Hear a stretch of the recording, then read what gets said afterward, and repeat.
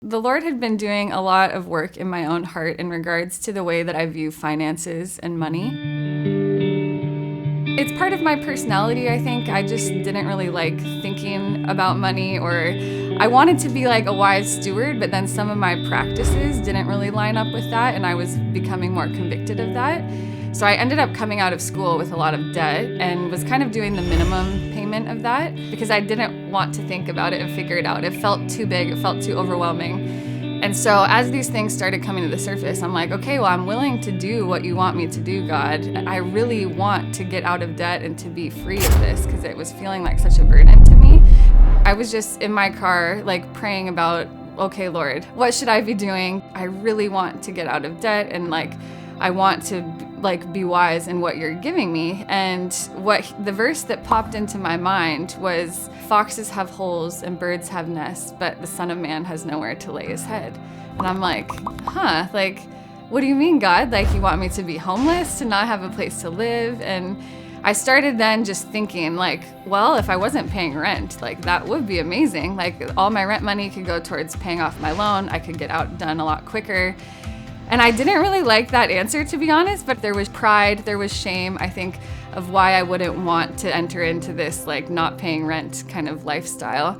So God kind of started to soften my heart that way to see like, well, maybe this is the answer to your prayers, but it's not the answer you were looking for. Maybe you need to deal with these issues of why like you don't want to ask people for help or share your struggle. So it was like more than just my view of money and how I had handled things, but also the shame and stuff that went with it.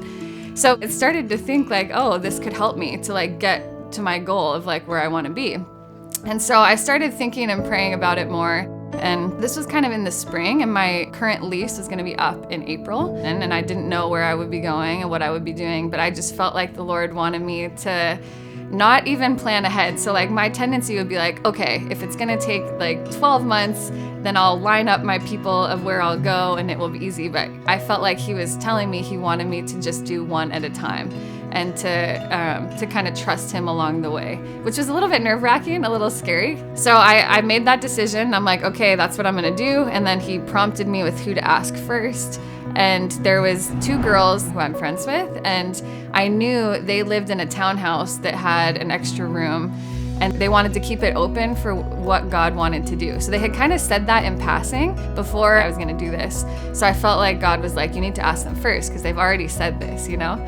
And it's like, you know, when you're feeling like shame about something and you feel very vulnerable to like put it out there. So I remember as I was talking about it, I was just crying, and like, you know, it's like as you get it out, it has less of a hold on you, but in some ways when you keep it in, it's still like hard.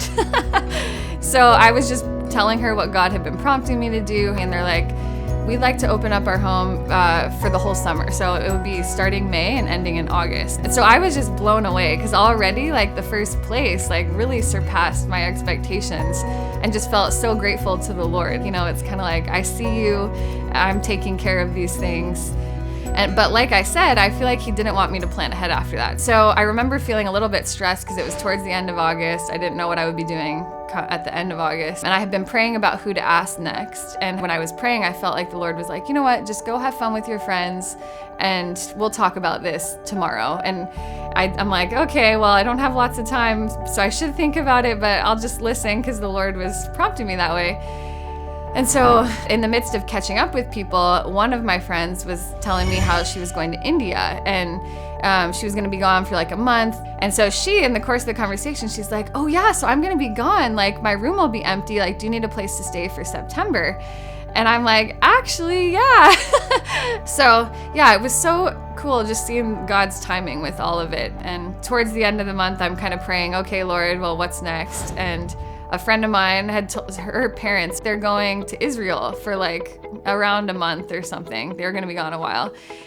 So she's like, you should totally ask them about staying at their house while they're gone. So I emailed them, and their response, like, again, it's one of those things I remember receiving the email because I just, again, start bawling because I was blown away by the Lord's like love and care through them. But they were like, yeah, of course you can stay at our house when we're in Israel, but We also don't want you to feel like you have to like be traveling and moving around house to house all the time.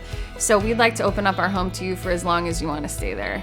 But what was cool, even when we were talking about things, just having coffee, and they just told me, you know what, a year or two ago, like I remember just thinking about you and thinking, how does Heather get by on like a small like missionary salary here? Like it must be hard for her. And he had prayed and said, you know, Lord, if you want Heather to come live with us, like you just make that happen. But they had it on their heart for me to live there like a year before. And then look what happened.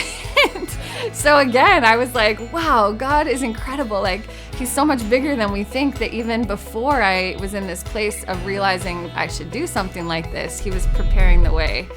And it's so amazing too. Like I even had other people in this journey who offered for me to live with them. Like I had more homes available than I needed. So the Lord enabled me to really save a lot and to get fully out of debt. So yeah, debt and worry about money. Like there's a lot of friends I'm talking with right now who are worried about buying homes and the rise of housing prices. And money is something, it's important, right? It's a tool that we need in life, but there's many examples in the Bible where God is telling us that He doesn't want that to consume our lives and to consume our thoughts, whether it's worry about not having enough, there's maybe stress or worries about money.